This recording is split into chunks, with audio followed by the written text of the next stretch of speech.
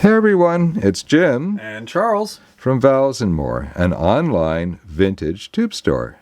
And today in Tube Lab number 126, we're going to take a close look at the RFT ECC81, otherwise known as a 12AT7. But first, caution everyone, electronics and tube amplifiers can have very high voltages present, which can be lethal. Exercise extreme caution when working around them. Always consult a professional technician when in doubt. Who in the heck was RFT? Or maybe what in the heck was RFT? Well, RFT stands for Rundfunk und Fernmeldtechnik. Now, I butchered that, I'm absolutely sure. In fact, we even got an email from a viewer in Germany who gave me some tips and pointers, but frankly, I have trouble speaking English, so so reading off these German names is just not going to happen. We try our best, though. We do, and we try to pay respect to these great companies. Now, what they were was a whole bunch of state-owned technology companies in the former DDR, or in the West, we just said East Germany. And today, of course, it is the former East Germany, right? Now, what's interesting to vintage tube lovers is that some of RFT's manufacturing was originally set up by Telefunken before World War II. And that's about as much as I know. Charles, on the other hand, is passionate about the history of quality vintage tubes. So Charles, you've done some research. What have you discovered? Okay, well, I've been researching this for a couple of weeks now. I love digging into these sorts of topics. So let's set the stage here. It's in the 1930s, and Germany is preparing for war. All of their military electronics needed vacuum tubes, and production had to ramp up and fast. So Telefunken, who had a factory in Berlin, at the time set up a second factory in Erfurt, which is a small city in East Germany, to help meet the demand. It was called the Telefunken Collective for Wireless Telegraphy. That's a loose translation. You don't want to use the German word? No, I won't even try that. Right. And it produced tubes right up until the end of the war, when, of course, the Soviets took over. The factory changed names several times during this period, but it eventually settled on being called Funkwerk Erfurt. So why does this matter? Well, like Dad said earlier, when you're buying RFT tubes, they're often marked with the logo of the factory that produced them, and some of these factories were set up by Telefunken. And these beautiful ECC81 12AT7 tubes have the logo on them. Let me see if I can get that on camera. For Telefunken Erfurt. Here's a great vintage photo of the factory itself. And you can see the logo right up here.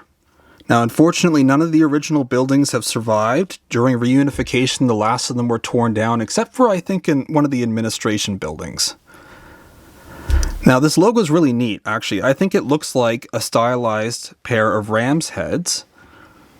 And Dad thinks it's... I think it might be back-to-back 35 mil reels. Especially in the early part of the 20th century, film was just a huge part of the electronics industry. Let me see if I can get that a little bit closer. There. Yeah, and who knows, maybe it's a little bit of both on there. I mean, Erfurt became basically like the Silicon Valley of its time. It was a major electronics producer of all sorts of things. It was an early producer of solid-state technology, and there was a lot of research and development going on there. Okay, so I think that it's a very distinctive logo. I think it's an interesting history. And it also means that these tubes that are marked with this were made in Erfurt and were likely made or possibly made on what used to be Telefunken machinery and possibly by Telefunken expertise at the same time. Woohoo! So that's why we're so excited about these tubes. And now, hang on. Maybe some of our viewers don't know the reputation Telefunken has. Oh, I mean, I hope they do. My goodness. Especially when it comes to miniature 9-pin tubes, their 12AX7 is the holy grail.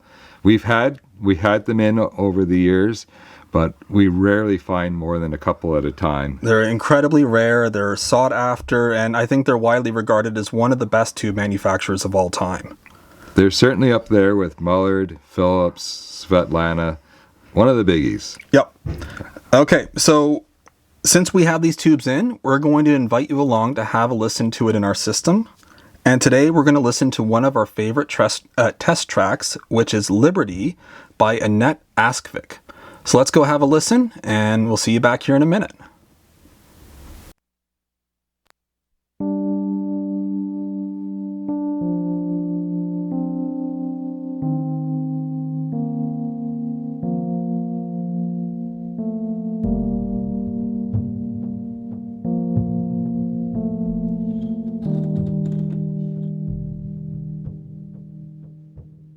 Our bodies are hurting like hell.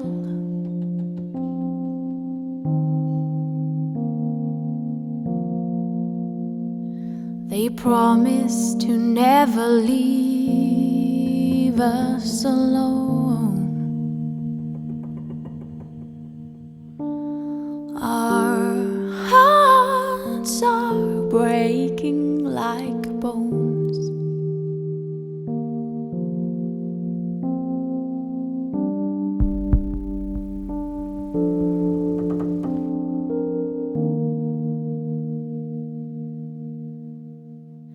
Picking stars like apples from the sky, threatening to throw them in the sea, so we won't have anything to gaze upon.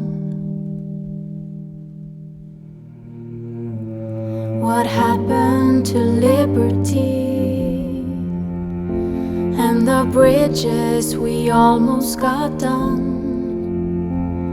What happened to that?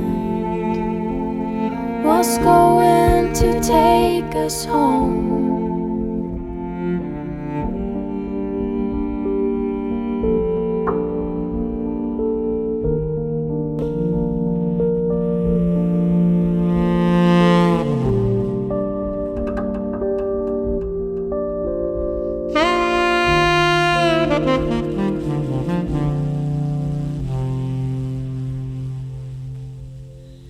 Dreams are breaking like glass.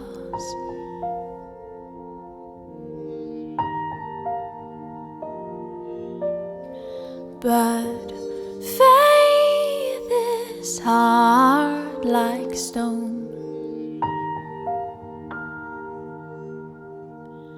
Sometimes so hard to see. When I lay down and forget this, you need to be telling me.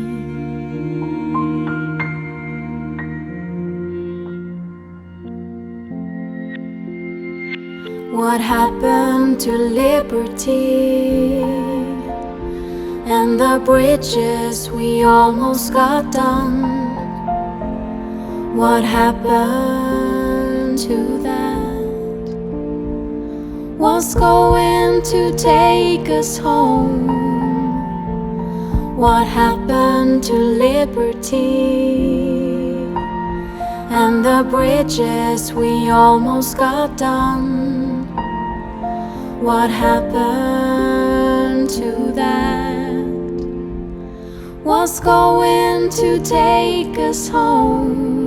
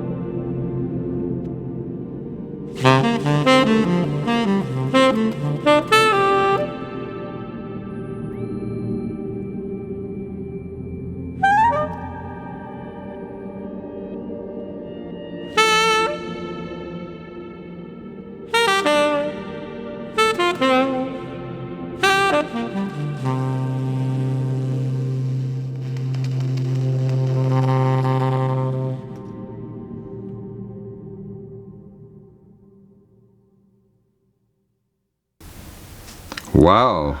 Okay. We were listening on my very first preamp build, and we just reworked that preamp, didn't we? We just reworked it, so it was going to be a little bit better at running 12AT7 tubes.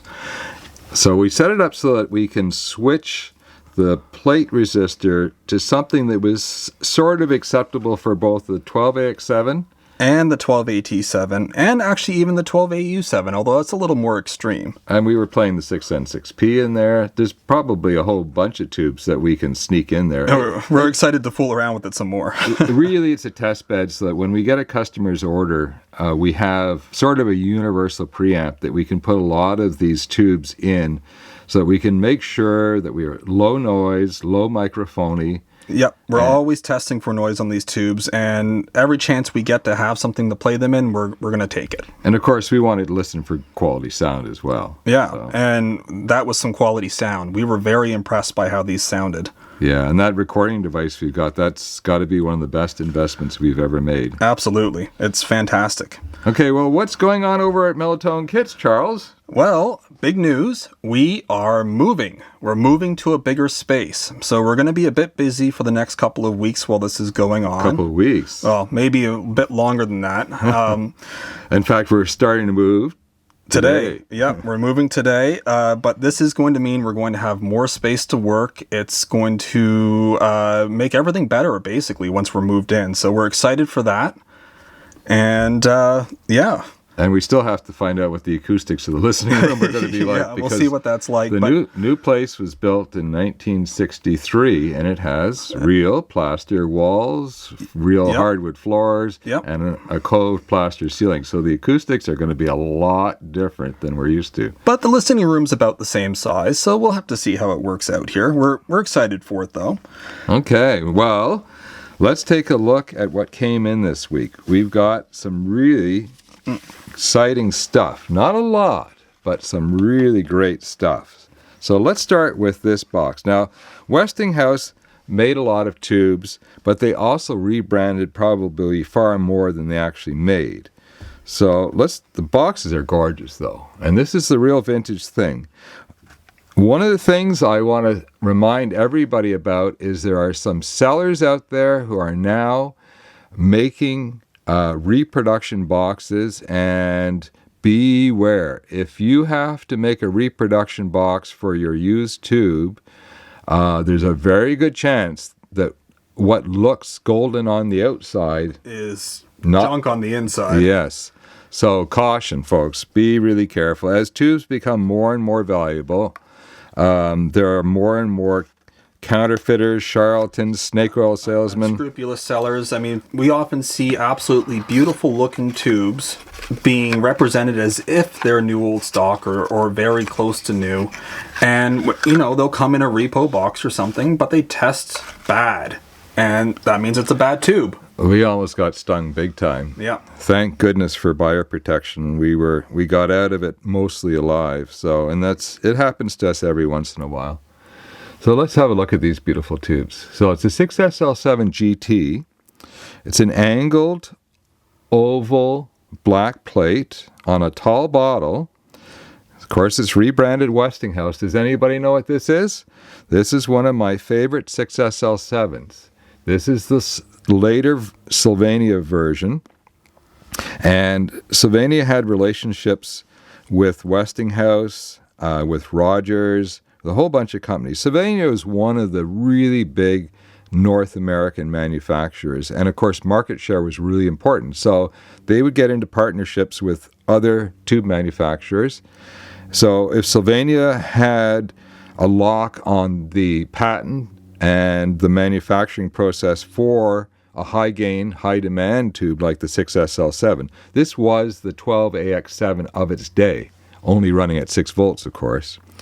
So they would make partnerships and agreements with various other manufacturers so they could get market share. You know, the same thing's happening today.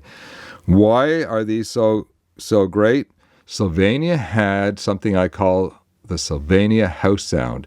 It is a warm, rich mid-range with excellent detail. The tubes, because they made these tubes, they made the 6SL7 as early as, I think, 1939, right at the very beginning of production. Definitely the late 30s. Certainly during the Second World War, they produced a huge number of or military versions of this tube. Now, not this version. This is the later tall boy. But the plate structure and design is very much the same. Mm-hmm. And I love these tubes. The earlier tubes might have a slight edge sonically, but they're more prone to being noisy. All high-gain tubes, especially the 12AX7, will be prone to being noisy simply because the gain is so high. These have a nominal gain of 70. 12AX7 has a nominal gain of 100. And of course, the older ones are even harder to find new old stock. These ones are difficult, but the oldest versions, it's almost impossible to find. Yeah, we find one once in a while, and we have quite a bit of inventory, but we need matched pairs for customers, of course. So every time we get a good tube in, we look to see if we have a match. Speaking of matched pairs, how did these guys test? Amazing. Let's take a look at this. They were all... Now, because this is a high gain tube, we have a special setting on our tester. Normally, our GM tester has a nominal 100 equals new old stock, which means that the tubes could be something like 80 to 110 would be new old stock, with 100 being sort of the center value. Because of our special setting, new old stock centers at 80, and it could be 70 to 90. So... but these were all sitting right around 70, 71. I mean, every one of them could match to every other one in a nice, close matched pair. So that is just fantastic. Yeah, and it's tricky. High gain tubes, the more gain you have on a tube, the more variance you get in the gain. Mm-hmm. So to see manufacturing specs this close means that all the ones we found are probably from the same manufacturing line, same lot, probably the same date. So that's quite a find, and we got a few of them in the store. They won't last long, so don't... Oh, they never do. Well, the 6SL7 is one of our hardest tubes to keep in stock, isn't it? Well, it is. Okay, now I saved the best to last. Well, we were just talking about RFT. What do we have here? Well, let me get them up first, Charles. I know you're excited about these tubes. We really like to discount anything that's just on the edge of being premium testing. And this is a set of one of my favorite EL34s, the RFT. And they are fairly easy to identify. They've got the 4 punches or rivets on each side of the plate. They've got the big shields on top with a large halo getter on a single stock. But here's the giveaway for RFTs. That they sold rebranded versions of this tube all over the place. Siemens was one of the big rebranders. And you'll find them under everybody. Though. Everybody, including the RFT brand name or logo. But down here, the most common version, let me see if I can get a pointer out here so I can, will have this little reinforcing plastic bump. Let me see if I can get it on camera. There. Right at the base of the pin. Yeah. Now, the very early version of this tube doesn't have that. In fact, it has a monster-looking plastic base that's perfectly flat all the way across. Those are very old tubes now, and I only see them once in a while. So this will be the tube that you'll probably find. There is another version with a smaller base, too, isn't there? Oh, that's right. There's what we call the short base or narrow base. And that's not as common either. And I'm not sure why they did that. But anyways, we have had a few of those in. But this is by far the most common. Now, why do I like these? Well, they do everything really well. And the detail of these tubes match my favorite Mullard XF2s. They're not quite as warm. And what happens with warmth and detail is the warmth comes from harmonic distortion, right? Preferably second harmonics. Yep. And if you reduce the harmonic distortion, you hear more detail. So it's always a fine balancing act. And don't think that these engineers just, threw everything and anything into the tube hoping they got it right. They knew what they were doing. Oh, there was definitely tweaking going along the way. I mean, look at how many versions of the Mullard EL34 there were. Though the XF2 made in the 60s and very early 70s was by far the highest production tube. That was the heyday of the EL34. Anyways, these are just barely testing on the edge of perfect for a good used tube. So we've discounted them. It'll help somebody out. And I hope everybody is ready for some discounts. We took a hit. Somebody got the baby. Yep. Well, not the giant one, but somebody got the money. So remember, we got flat rate shipping around the world at $20. We can reach almost everybody for that. Very occasionally, we have to ask for a small little top up. And if your shipping is your order is $150 or more, after discount, the shipping's on us, folks. And the large discount code, if you make a big order, has still not been claimed. Now, more than one can get it, but nobody's used it yet. So I'm kind of grateful for that. Well, it'll be a big day whenever it does happen, but we'll be happy when somebody finds it. Stay safe, everyone. Have fun. This is Jim. And Charles. Signing off. Cheers, everyone.